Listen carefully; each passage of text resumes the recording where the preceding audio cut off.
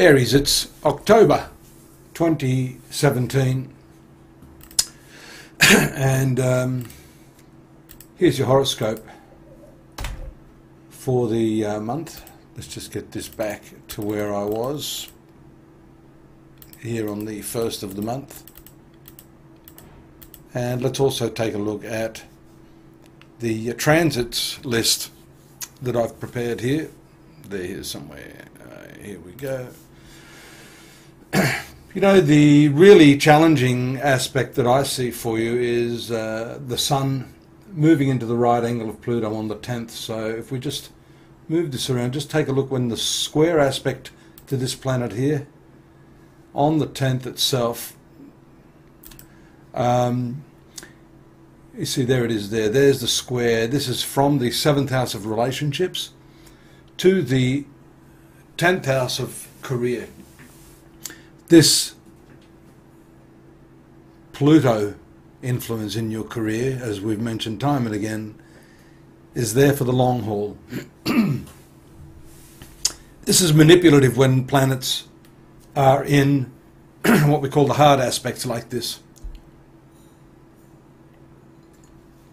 You see here the beneficial combination of Mercury and Jupiter, however. They're still also in a right angle. So here we have problems with clashes of will, clashes of communication, and even maybe clashes of philosophy. And that is occurring all the way up until the 10th. I want to go back a little bit, because here we see the incoming full moon on the 6th. That's a Friday, just in time for your weekend.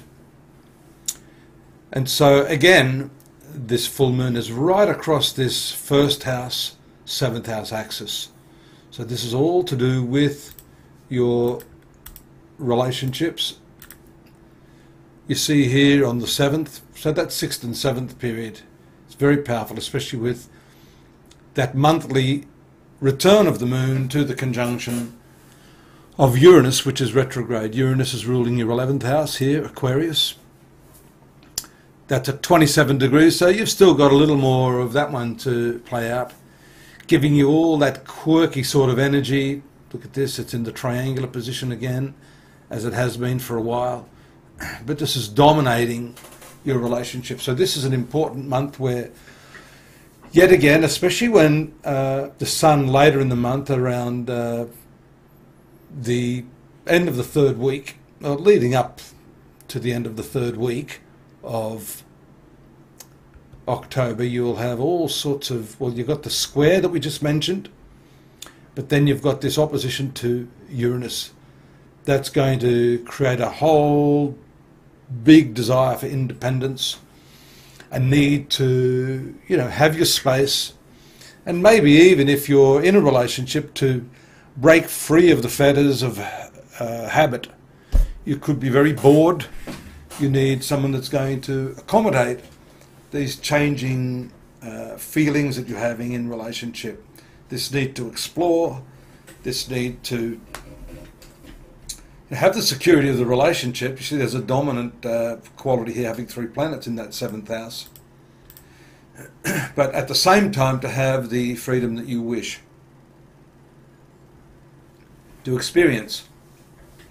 The other important combination, I want to go back a little bit again and just show you this incoming conjunction of Venus, your 7th ruler. See the themes that keep coming through? This is how I work anyhow. And the conjunction with your ruling planet Mars, here in the 6th house, opposite Neptune. Look at that.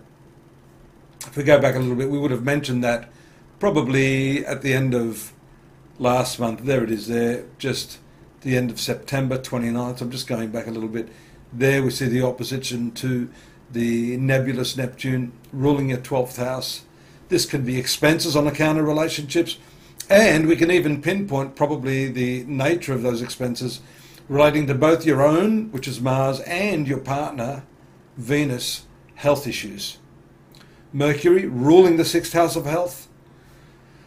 So let's just get back. I'm sort of toing and froing here, but I just want to just go past where the full moon was here to take you back into these abrupt and unexpected changes. The nebulousness of the Neptune opposition, the conjunction of these two planets, Venus and Mars, producing a very passionate, impulsive combination. And look at that in your sixth house of work. Now, I'm not saying you're going to have sexual affairs with clandestinely with someone in your work, but it shows passion for work. It can show some interest in relationships in the workplace. Let's take this moon around here, moves through the second house of finance, around the 9th and 10th, then here into the 11th in the place of communications, third house of short journeys. That period there for a couple of days is not the best. You've got the opposition from the moon here to Saturn. It's a dark moon and it rules your fourth house of peace of mind, family affairs, that type of thing. Again, it gets a little more intense here. It's getting darker. It does have the relieving influence of Jupiter with the trine aspect here and the trine aspect here from Neptune. These are quite philosophical combinations. So the movement through this area of the horoscope is showing us getting back in touch with your roots, with your family, and with your inner core of spirituality. There's an interesting one again, just as it's on the way out of there. Uranus again. So that earlier conjunction of Uranus, whereas it might have been fun in the first moment, here it is around the 13th. Going through very, very challenging aspects here. You've got the opposition of the Sun.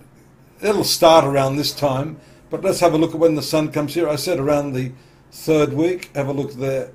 There it is. Just around the 18th, 19th, 20th. And this is a real need for a break into freedom. Incidentally, just going, there's another very key transit just there on the 15th. A lot of things happening in that third week, second half of the month. Jupiter, it's a 12-month transit moving out of the 7th house into the 8th house. This is the place of legacies, inheritances, superannuation, big thoughts, big thought processes relating to this aspect of your life happening at that time. Money, your money, shared money, incoming money, how you deal with it. Venus also moves into the 7th house of relationships. That's lovely. Whatever stresses you had in the previous couple of weeks can be pretty much allayed by this transit of Venus. Let's see what else I'm picking up here. Here's Moon coming in after having a pretty intense conjunction with Mars in your 6th house. Around the 17th, 18th, you've got to be careful that you don't fly off the handle there. That passionate impulse, however, has moved away with Venus moving to your 7th house. The Moon will move here, an important position just there. Let's move back here. On the 20th into the new moon, 2021. The new moon takes place in the 7th house of relationships. Again, this seems to be the theme for the month, relationships. How you're relating to other people. But there is a strong focus here on other people's money and how you're dealing with that. If I go date for date here on the listings, we see here the Sun moves to Scorpio on the 23rd, just here, moving in there. So that's going to triplicate the efforts into this area of money resources. This is also working on your security, finance and banking issues. You've got a vision there for what you want to do, shown again here by the incoming trine aspect from Mercury. This is a slower aspect from Jupiter, but I think this one's going to set the trend for these other ones. The Sun will come in there much more quickly there, up around 14 degrees. That'll happen early into next month. Actually, it may not happen. It's not going to catch up to Mercury, but we've had that conjunction there in the latter part of October.